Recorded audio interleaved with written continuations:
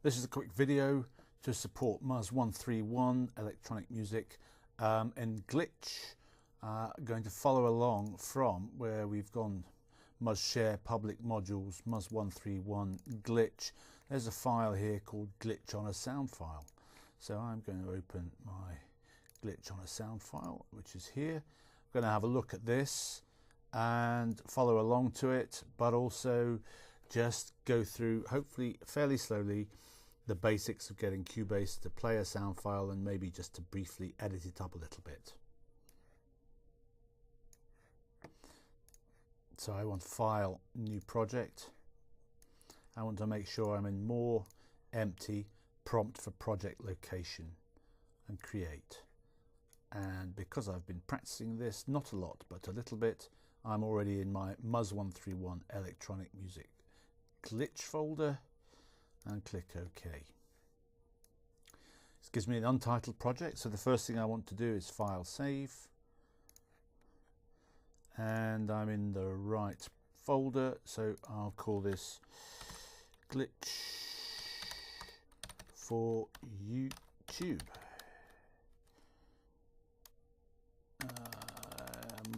mus131glitch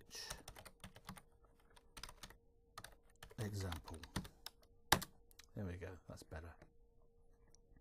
So once we've got this, one of the first things I always do with Cubase is I edit my preferences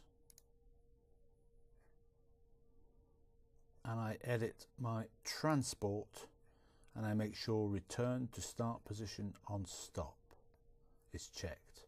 We're going to check editing audio and enable automatic hit point detection.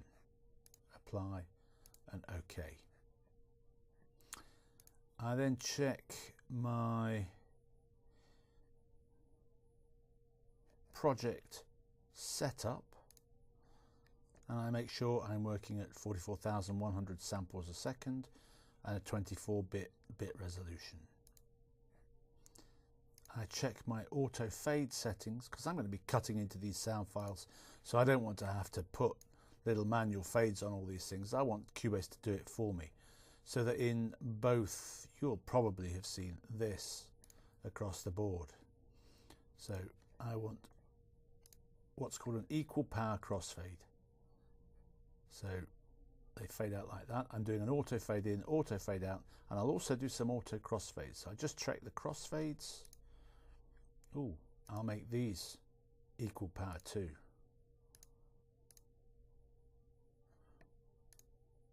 Yeah, I won't do it like that. Do it like that. I'll do it manually. That's what an equal power crossfade should look like. 10 milliseconds length, short enough, and OK. Finally, studio setup, VST audio system. You just need to make sure that it's on the ASIO for the Yamaha UR22. So we need to import some sound. Now Alejandro did it with File, Import Audio File. There's another way of doing it. Under Media, open the Pool window and Import. Here we find our Mad Music Stand. Now I already know it's in exactly the same directory as there's my Cubase session and my sound file, so I don't want to copy it into the working directory, but that's always important to know. You need to know where your sound files are. I don't want to make consecutive copies because I'm running out of disk space. So I'll leave that, but there it appears. There are no audio channels up right now, so to get an audio channel I right click, add audio track. It's a stereo file, so that's fine. I can give it a name. Glitch 1. There we go. And I think actually you can give it a color, although I so never bother. I probably don't know how to do this. Is it there? It is. Let's make it a nice pretty orange color. There we go. And now when I drag Mad Music Stand along there, I get my sound file in orange. Now I don't want to see this right hand side. Left hand side, middle, right hand side, and these three here, turn these off and on. The G key zooms in, or out, sorry, and the H key zooms in. You can also line up the mouse on the timeline, and you see that once we zoom in, it's finding those zero crossings for me. Now, I think the mistake that we made last time was to do the wrong means of creating these little portions of sound. So if I go audio, hit points, when we created audio slices from hit points, that's wrong.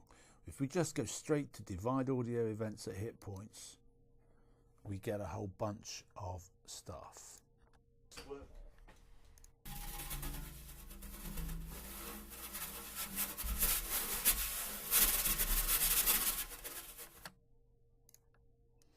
So let's say I now deleted these.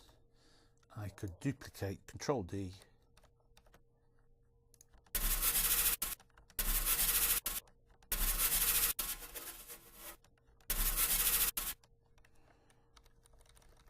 and actually even from all of this, the process would be to cause these sort of regularities from within an otherwise irregular sound.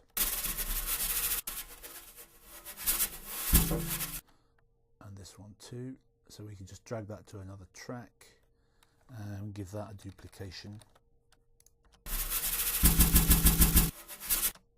Now that's rubbish. So zoom in at this point here. This needs to be a lot shorter. So these little windows here allow you to just edit up the beginnings and ends. So I keep this roughly the size of that. Let's get rid of these bits. I don't want those. I want this, but I want to duplicate.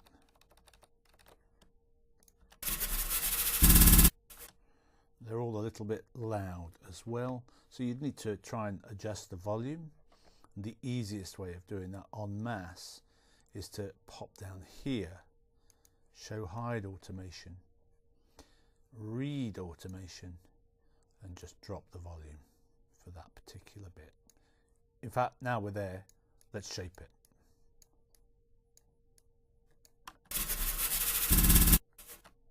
Not drastic enough.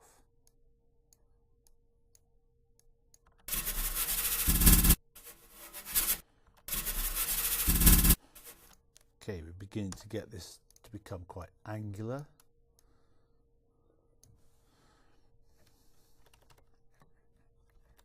And here we've got a crossfade point. So even I could crossfade sounds by just dragging them across, fading this one out, fading this one in. Or if they happen to be on the same track, I crossfade them. I hit the X key, I get my crossfade.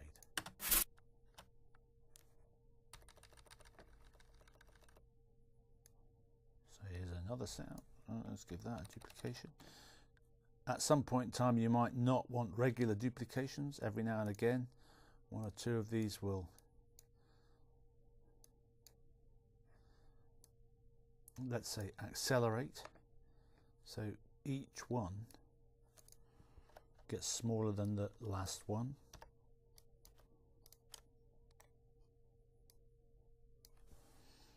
Duplicate, smaller, duplicate, smaller, duplicate, smaller, duplicate, smaller, duplicate, smaller still.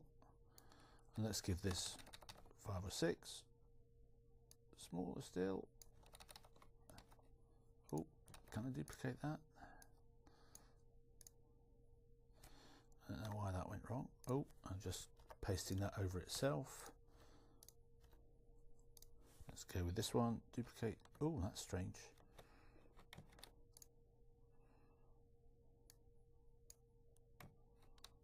Duplicate. Ah, I don't want you to go over yourself like that. That's ridiculous.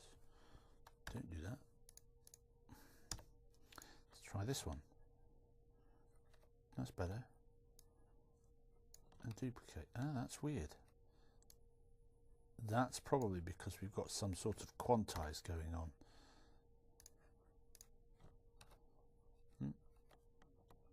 No, maybe we're down to such a fine degree that we can no longer do anything. So let's just have a listen to that.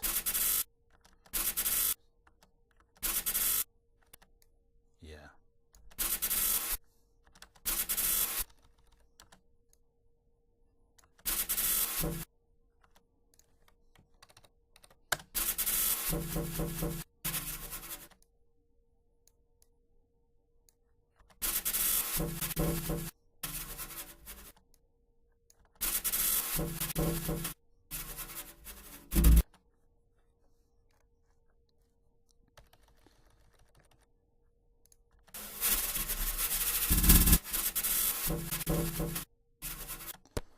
Taken quite a while to make